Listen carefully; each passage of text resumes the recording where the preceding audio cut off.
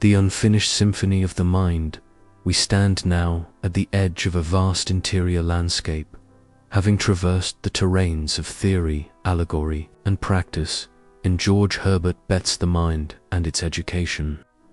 What began as an exploration of cognitive mechanics has unfolded into something far grander, a vision of the mind not as a mere instrument, but as a living cosmos, ever expanding, ever evolving.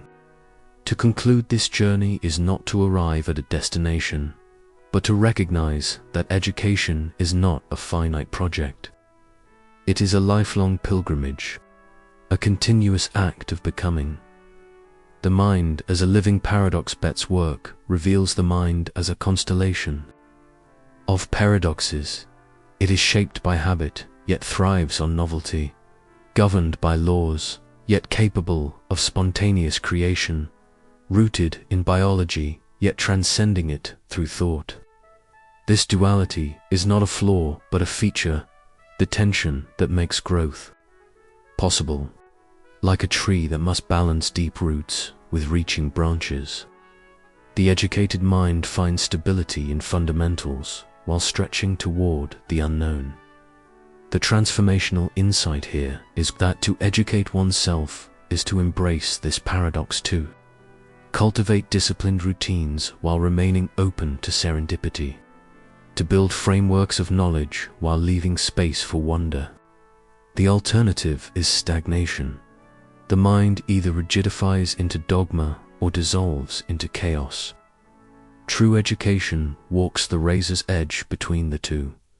The call to active ownership. Betts issues a quiet but radical challenge. Take responsibility for your own mind in an age where algorithms curate our attention, where outrage and distraction are commodified. This is nothing short of a revolutionary act. It means choosing focus over fragmentation, prioritizing depth over convenience, discomfort as the price of mastery. This is not a solitary pursuit. Just as a single candle can light others without diminishing itself, the educated mind illuminates those around it. Parents who model curiosity for their children, teachers who inspire rather than dictate, leaders who think in generations rather than fiscal quarters. These are Betts' heirs, the stewards of a legacy far richer than mere information transfer. Education as a moral act. Beneath the psychology lies an unspoken ethic.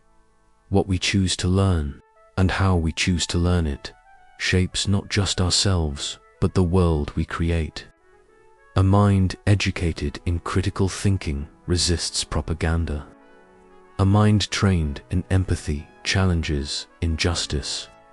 A mind practiced in creativity imagines solutions where others see only obstacles. Here, Betts' work transcends its early 20th century origins, speaking urgently to our present moment.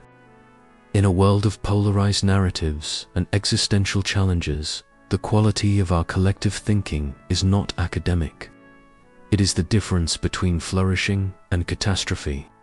The transformational call, then, is to approach our own mental development with the gravity it deserves.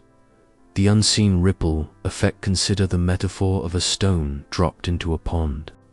Each insight integrated, each habit reformed. Each moment of focused attention sends ripples outward.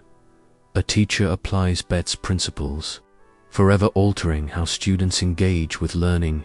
A parent breaks cycles of reactive thinking, modeling reflection for the next generation. An individual's commitment to metacognition elevates every conversation they enter. This is the hidden power of mental education. It is never contained. Like a virus in the original sense of a life-giving force, it spreads, mutates, and elevates everything it touches. A final invitation as we close this exploration. The question shifts from what have we learned to what will we do with this knowing. Betts' work is not a spectator sport. It demands participation. So I leave you with this challenge. Choose one facet of your mind's education: attention, habit, critical inquiry, emotional integration, and commit to its cultivation for the next 30 days. Track the subtle shifts. Observe the cascading effects. Then, like a gardener who has tasted the first fruits of their labor, you will understand why this work is not merely useful, but sacred. The mind awaits. The tools are in your hands. The time is now.